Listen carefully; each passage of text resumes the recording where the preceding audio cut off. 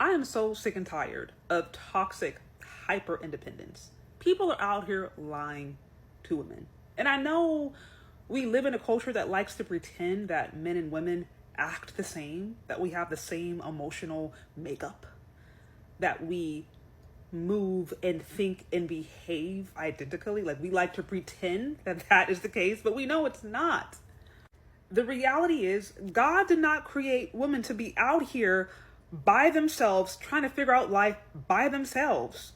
That's not how God created us to be. We all need community in one way, shape, or form. Nobody is meant to be an island unto themselves.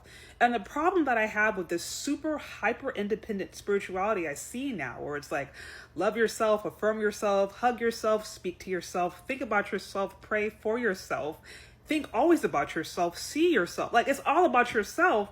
Is like, that's not even natural. And hear me, I'm not saying there's anything wrong with having a healthy sense of confidence in who you are. But God did not create us to be an island unto ourselves.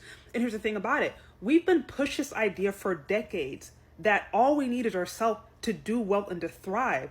But that's not true. Because just because a woman can make enough money or sustain herself, there are still emotional and spiritual needs. And those emotional and spiritual needs can oftentimes only be fully realized in the context of a healthy community and a family. And yes, 99% of the time, that community is going to need a man. A man's going to need to be somewhere in there. God created us to have actually healthy fathers who are meant to affirm us and give us identity. Right? And from there, healthy families, healthy marriages. That's how God created us. Now, unfortunately, we live in a society where that's broken down, but that doesn't change the innate need. We are not meant to try to navigate this world by ourselves or figure out some of these existential questions by ourselves, or even try to get all of our emotional and spiritual answers by ourselves. We need community, and it's okay to admit that. And you're not crazy or you're not weird or weak if you can acknowledge that you can only get so far as an individual. But the thing I hate about hyper independence is it'll have women holding on this lie for so long. They'll be holding on this lie into the streets, like literally into the streets, right? They tell themselves, oh, I can do this by myself, and then living in the street.